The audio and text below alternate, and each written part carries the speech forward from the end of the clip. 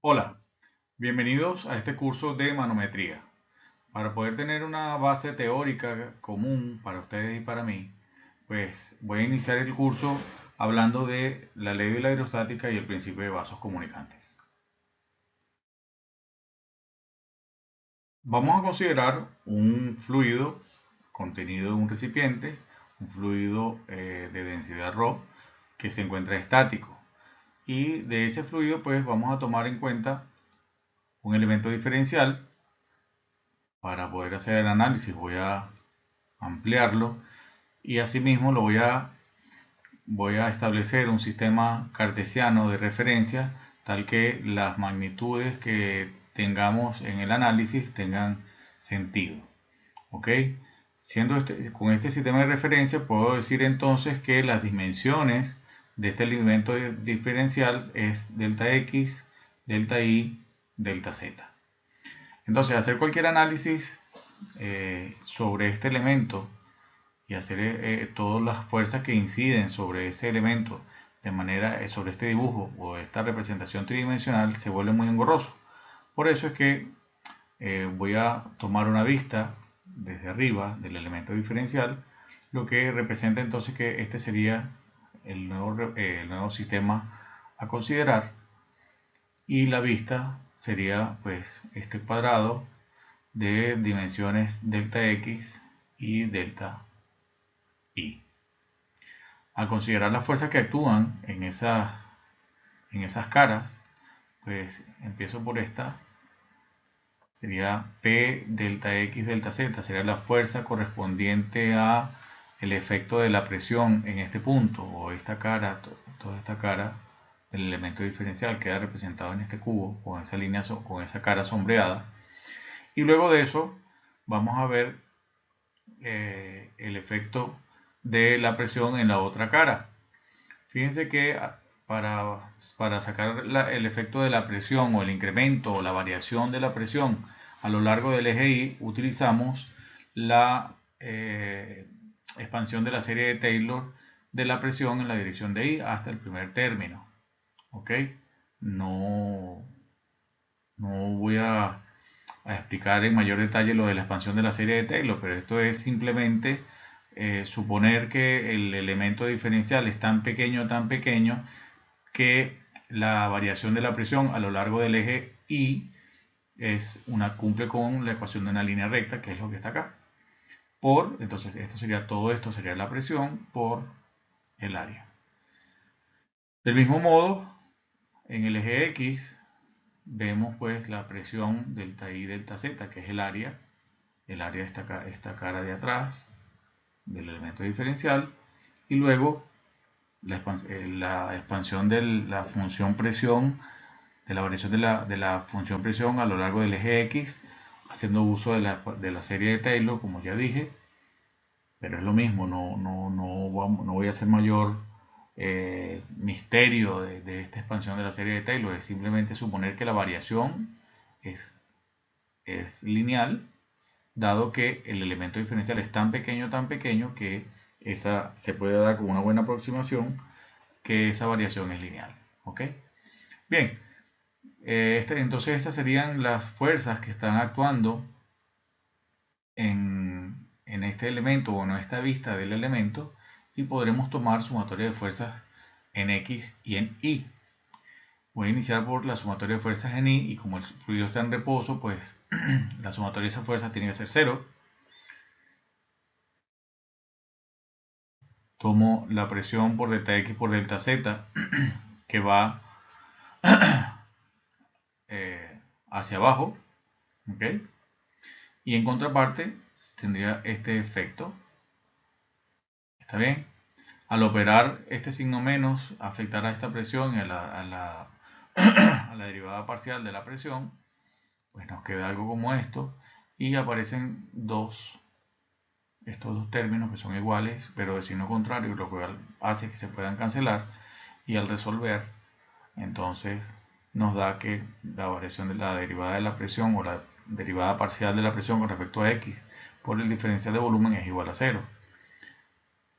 Delta x, delta y, delta z es un número, o sea que lo único que puede hacer cero esto que está aquí es que esta derivada valga cero, ¿sí?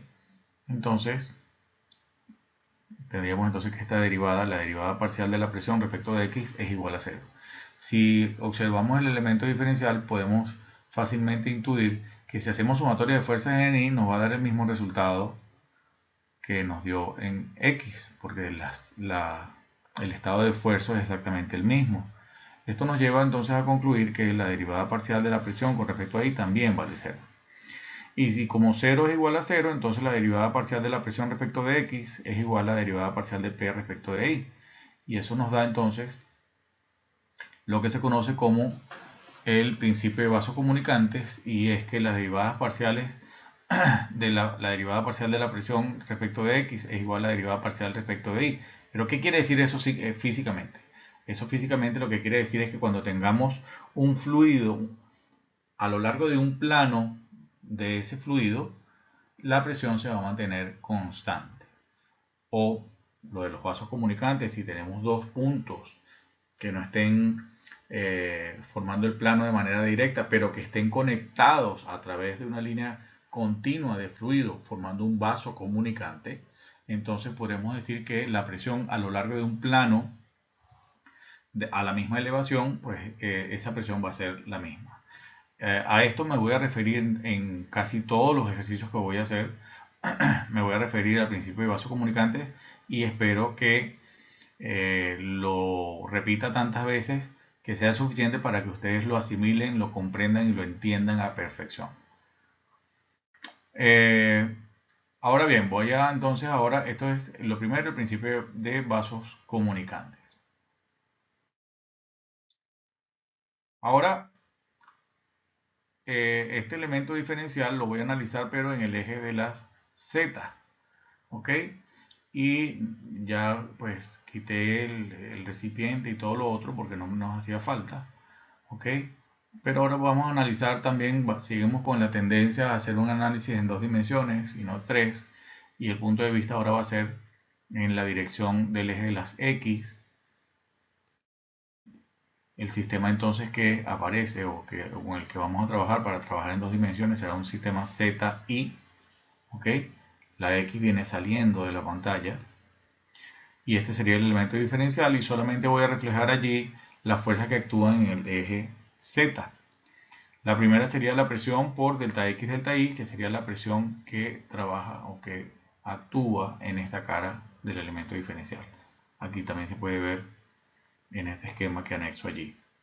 Luego, el procedimiento es el mismo, utilizando la expansión de la serie de Taylor para cuantificar la variación de la presión a lo largo del eje Z, pues aparece este término que está aquí, que ya deberían estar familiarizados. Adicionalmente a esto, como este elemento de diferencial corresponde al fluido ρ, al fluido de densidad ρ, y tiene un volumen, pues tendrá una masa. En consecuencia, aparece un diferencial de peso. ¿Ok? Bien, pero que es necesario desarrollar algunas otras cosas aquí. Es decir, que el diferencial de peso va a ser el diferencial de masa por la gravedad y por definición de densidad es masa sobre volumen, entonces será el diferencial de masa sobre el diferencial de volumen. Despejando de allí diferencial de masa, pues obtenemos que es ρ por el diferencial de volumen. Asimismo, el diferencial de volumen será delta X por delta Y por delta Z. Sustituyendo todo esto en la ecuación inicial, nos va a quedar que el diferencial de peso va a ser igual a ρ por G por delta X por delta Y por delta Z. Bien, eso es lo único que nos faltaba para tener completamente definido las fuerzas que actúan o que estamos reflejando en este diagrama de cuerpo libre, y ahora podemos sacar sumatoria de fuerzas en el eje Z tomando el sentido ascendente hacia arriba como positivo, y eso es igual a cero, y es igual a cero porque el fluido está en reposo. ¿Ok? Bien, entonces la primera fuerza que deberemos establecer es esta subiendo, y esta que va bajando será con signo negativo, y el peso que también va bajando es con signo también negativo, igual a cero, repito, porque el fluido está en reposo. Al desarrollar este producto y afectarlo por el signo menos, nos queda esta expresión bastante larga, ¿ok? Pero queda entonces que la presión por delta X por delta Y menos presión por delta X delta Y se cancelan, quedando solamente este término que está aquí, el término de diferencial de volumen, delta X, delta Y, delta Z, se repiten ambos de manera que se puede eliminar o cancelar y nos va a quedar que la variación de la presión respecto de la elevación o de Z es igual a menos ρ por G.